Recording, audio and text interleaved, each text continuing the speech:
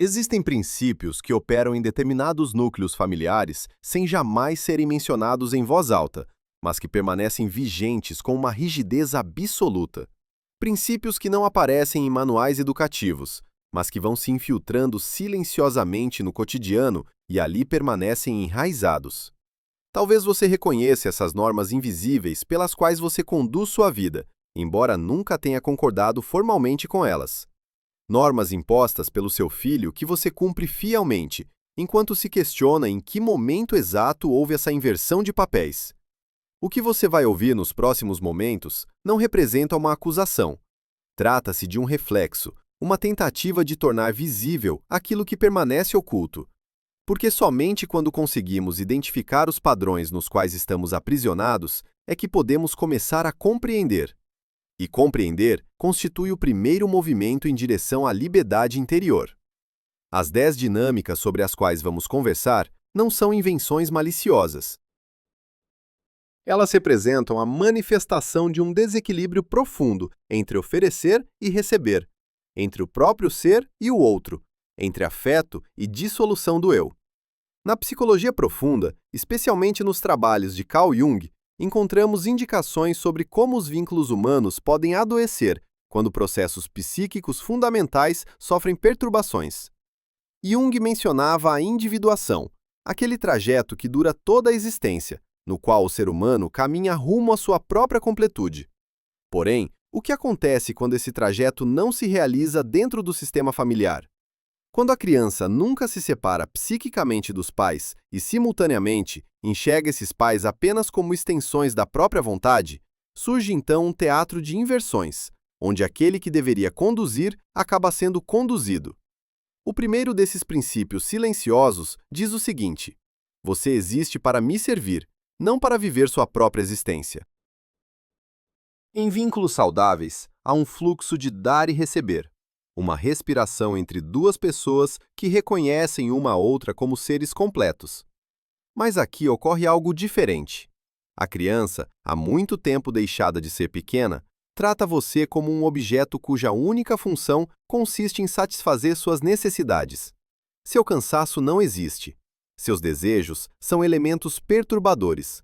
Você não possui autorização para ter uma vida interior própria que não esteja diretamente conectada ao bem-estar dele. Talvez você identifique isso em pequenas frases.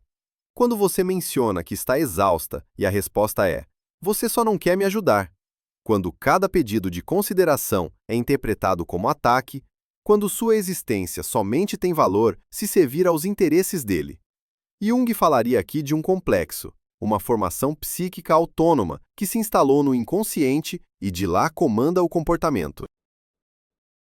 Neste caso, a ideia de que o mundo inteiro, especialmente a própria mãe, o próprio pai, existe unicamente para sustentar a própria grandiosidade. O que acontece com você nessa dinâmica?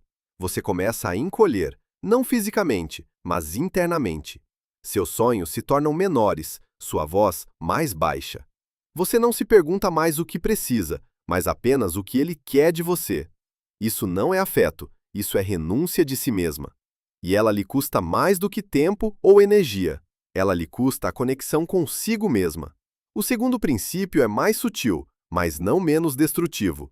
Seus sentimentos não têm validade. Apenas os meus contam.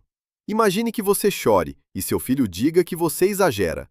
Imagine que você compartilhe uma preocupação e a reação seja indiferença ou desprezo. Enquanto cada movimento do universo emocional dele precisa ser tratado como um acontecimento mundial, suas dores são apenas encenação. Sua alegria é alta demais, sua tristeza é incômoda. Na psicologia, falamos da invalidação emocional como uma das formas mais profundas de ferimento. Ela declara que aquilo que você sente não é real. Você não tem direito ao seu mundo interior. Essa desvalorização lhe parece familiar? Escreva real nos comentários. Jung descreveu a importância de reconhecer o outro como sujeito autônomo, como condição fundamental para qualquer relação genuína. Onde falta esse reconhecimento, não existe encontro, apenas monólogo. A criança não enxerga em você uma pessoa com vida anímica própria, mas uma função que deve funcionar. Você percebe isso pelo fato de que suas necessidades emocionais são sistematicamente rebaixadas. Ele pode ficar furioso durante horas e todos precisam ter consideração. Você não pode nem mesmo estar de mau humor, sem que isso seja interpretado como ofensa pessoal. Essa assimetria não é coincidência, é estrutura, uma estrutura que se consolidou ao longo de anos e que você talvez apenas agora comece a enxergar. Depois vem o terceiro princípio, e ele corta de maneira especialmente profunda. Eu nunca cometo erros. Se algo dá errado, a culpa é sua. Cada contratempo, cada consequência desagradável, cada conflito é declarado como sua responsabilidade. Você me levou a isso. Você não me apoiou adequadamente. Você não fez o suficiente. O ego narcisista, tão frágil e inflado ao mesmo tempo, não consegue suportar nenhuma imperfeição. Por isso, ela é projetada para fora. Jung chamou esse mecanismo de projeção dos aspectos sombrios. Tudo aquilo que ameaça a autoimagem é separado e atribuído ao outro. Você se torna o bode expiatório da família, o recipiente para todos os erros que jamais podem estar localizados na criança. Isso não é manipulação consciente, mas um mecanismo de defesa automático, de um eu que nunca aprendeu a lidar com a própria insuficiência. A consequência? Você começa a duvidar da própria percepção. Foi realmente assim? Será que eu realmente tenho razão? Talvez a culpa seja mesmo minha. Essa forma de confusão, descrita na literatura especializada, às vezes como gaslighting, abala seu alicerce. Você não sabe mais o que é verdadeiro, e nessa neblina você pede a si mesma. O quarto princípio, silencioso, gira em torno de algo que deveria ser natural: limites. Mas neste sistema, eles não existem. Você não tem direito à privacidade, nenhuma porta que possa permanecer fechada, nenhum pensamento que pertença somente a você. A criança entra no seu quarto sem bater, lê suas mensagens, exige disponibilidade constante e, quando você resiste, isso é interpretado como retirada de afeto. Da perspectiva da psicologia profunda, manifesta-se aqui uma separação incompleta. Jung descreveu símbolos como o Ouroboros, a serpente que devora a si mesma, como imagem para aquele estado no qual mãe e filho ainda não estão separados. Quando essa separação nunca acontece verdadeiramente, quando os limites entre eu e outro permanecem difusos, surge uma confusão perigosa. A criança não consegue perceber onde ela termina e onde você começa. E você, exausta de anos de invasões constantes, esqueceu que tem direito a um espaço próprio. Esse espaço não é egoísmo, é necessidade vital. Jung enfatizou repetidamente que sem diferenciação não pode haver relação autêntica. Apenas quando duas pessoas se reconhecem como separadas é que podem verdadeiramente se encontrar. O quinto princípio prossegue nessa lógica de apagamento. Você deve concordar comigo sempre, mesmo quando estou claramente enganado. Não há espaço para divergência, nenhuma margem para sua própria opinião.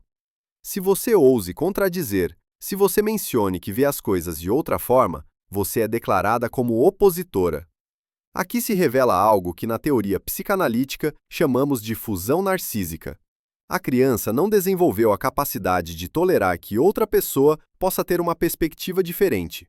Cada opinião divergente é sentida como ameaça à própria existência. Jung descreveu esse fenômeno quando falou sobre a inflação do ego. Quando o eu se identifica com algo maior, com um ideal, com uma verdade absoluta, torna-se impossível aceitar limitações. Você está preso em um sistema onde a verdade dele é a única verdade permitida.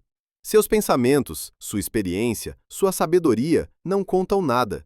E lentamente você começa a silenciar, não apenas externamente, mas também internamente.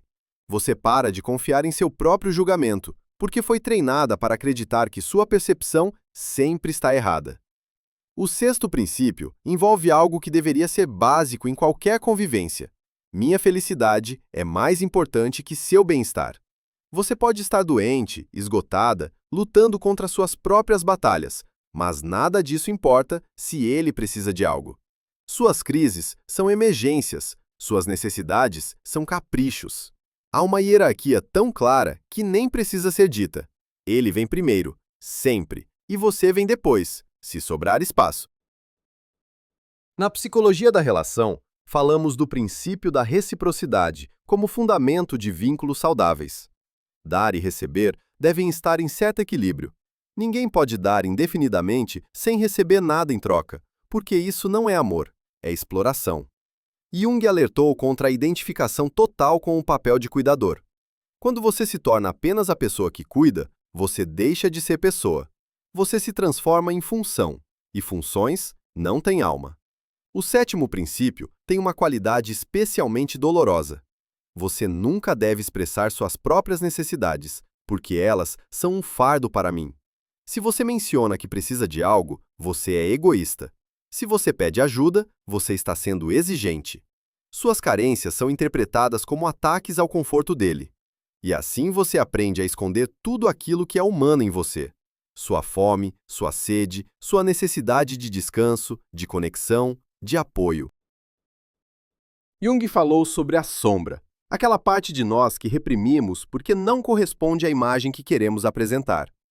Mas o que acontece quando você é forçada a reprimir não apenas aspectos negativos, mas suas necessidades mais básicas e legítimas? Você se torna uma sombra de si mesma. Vive na penumbra da existência de outra pessoa, sem luz própria, sem substância própria. Agora chegamos ao oitavo princípio, que talvez seja o mais fatal. Você deve me proteger de todas as consequências das minhas ações. Cada problema que ele causa se torna seu problema. Cada conflito que ele inicia, você deve resolver. Cada verdade desagradável que poderia recair sobre ele, você deve interceptar. Isso não é mais cuidado. Isso é cumplicidade na própria imaturidade. Jung enfatizou sempre que o verdadeiro desenvolvimento acontece através do sofrimento. Não através de sofrimento sem sentido, mas através do confronto honesto com as consequências das próprias decisões. Quem priva seu filho dessa experiência o mantém aprisionado em uma gaiola dourada de infantilidade. Você justifica o comportamento dele diante de professores. Você paga suas dívidas. Você explica, desculpa, suaviza as ondas. E enquanto faz isso, talvez se pergunte às vezes, quando ele finalmente vai aprender? A resposta é simples e dolorosa. Nunca, enquanto você o proteger disso. A consequência na vida adulta são pessoas que tropeçam através de relacionamentos e vida profissional, sem nunca entender por que tudo desmorona, porque não há mais ninguém recolhendo os cacos. O nono princípio nos leva mais profundamente na assimetria. Eu posso tratá-la sem respeito, você nunca pode me corrigir. Ele grita com você, insulta você, trata você com desprezo, e quando você tenta estabelecer um limite, você é a agressora. Então se diz que você é dura, você não compreende, você machuca ele. Aqui se revela a inversão perversa das dinâmicas narcisistas. Jung falou da projeção da sombra, onde impulsos agressivos próprios são atribuídos ao outro. O verdadeiro agressor se encena como vítima, e você, que apenas tenta se defender, é declarada a má. Essa inversão é tão refinada que em algum momento você mesma acredita nisso. Discursos modernos sobre tratamento respeitoso com crianças são importantes e corretos, mas às vezes foram interpretados como se uma criança nunca pudesse ser criticada, nunca corrigida, nunca confrontada com os próprios comportamentos destrutivos. Esse é um mal-entendido que tem consequências catastróficas. Respeito não é via de mão única. Quem não ensina ao filho que pais também têm dignidade, educa alguém que depois vai fracassar em todo o relacionamento. Mas o medo é grande, o medo de ser rejeitada, o medo de perder a criança. E assim você se cala, engole a humilhação e morre um pouco mais no seu interior. Jung disse, em outras palavras, que um pai ou uma mãe que não tem a coragem de ser temporariamente impopular não cumpre sua tarefa. Amor verdadeiro exige às vezes correr o risco da rejeição, porque a alternativa é submissão. E então, o 10º princípio, o último e talvez o mais cruel. Você deve escolher entre sua vida e minha satisfação. Se você realmente amasse, abandonaria tudo. Suas amizades, seus hobbies, seus sonhos, sua identidade, tudo pelo bem-estar dele, que nunca será alcançado, porque, na verdade, não se trata de bem-estar, mas de controle.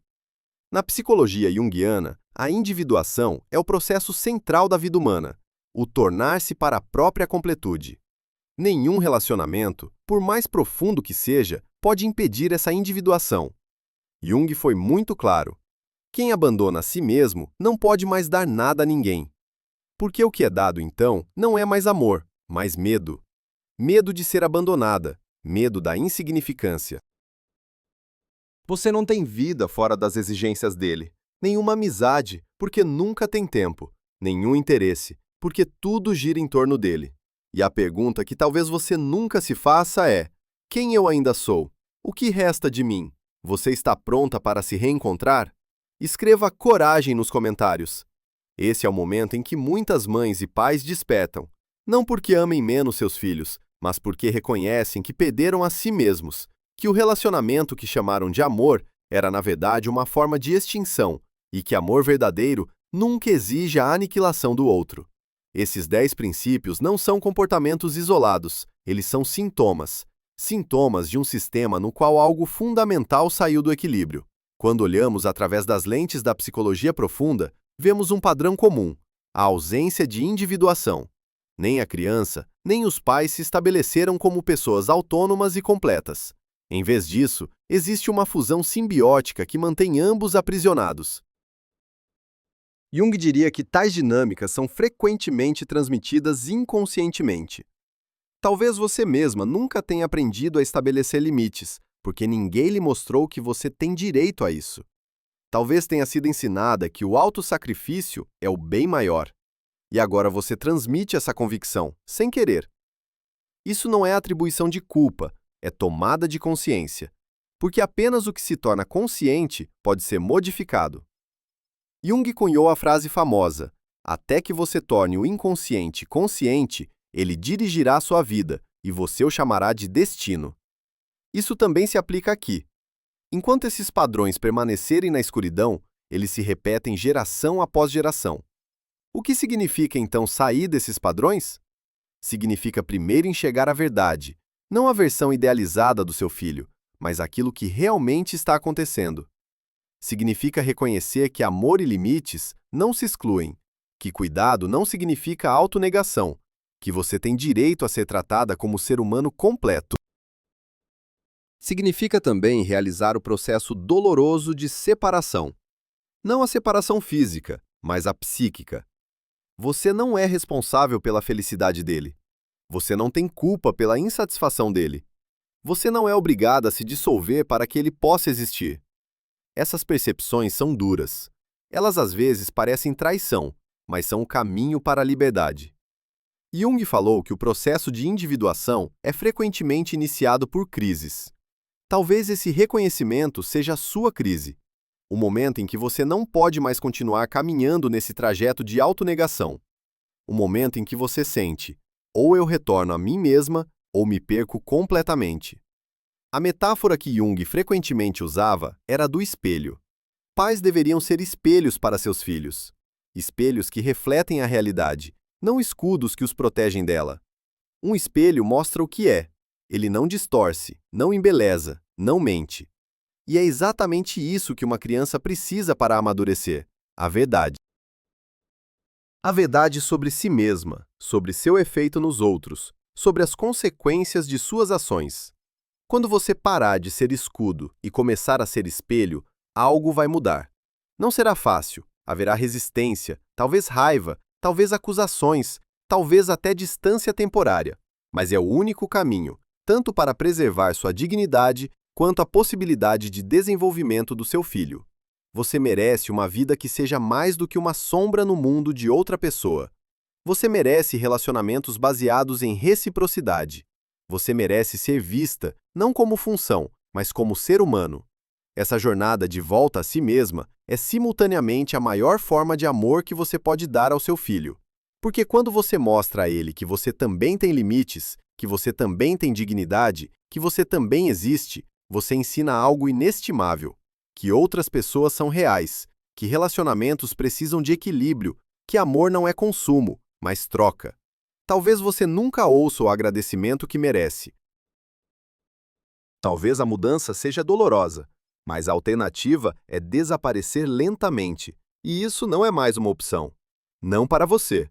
Não agora, quando você compreende o que aconteceu. O trabalho interno que está diante de você não é simples. Ele exige coragem, a coragem de ser honesta, a coragem de suportar conflitos, a coragem de viver com a possibilidade de que nem tudo termine bem. Jung chamou isso de confronto com a sombra. Você precisa olhar para aquilo que reprimiu, a raiva, a decepção, a exaustão. Somente quando você reconhece esses sentimentos, pode integrá-los e agir a partir deles. Você não está sozinha com essa experiência. Há muitas que vivem silenciosamente o mesmo, que se perguntam se falharam, que esperam que tudo se resolva por si só. A verdade é que sem mudança consciente, nada se resolve. Os padrões permanecem até que alguém tenha a coragem de rompê-los. Se essas palavras fizeram algo ressoar em você, se você se reconhece nesses princípios silenciosos, então eu convido você a se inscrever neste canal. Aqui não se trata de soluções rápidas ou conselhos superficiais. Aqui se trata de compreender sobre a profundidade da alma humana e a possibilidade de encontrar clareza interior mesmo nas situações mais difíceis. E talvez sua coragem de falar sobre o indizível também ajude outra pessoa a se sentir menos sozinha. Você aceita esse convite à liberdade? Escreva "caminho" nos comentários.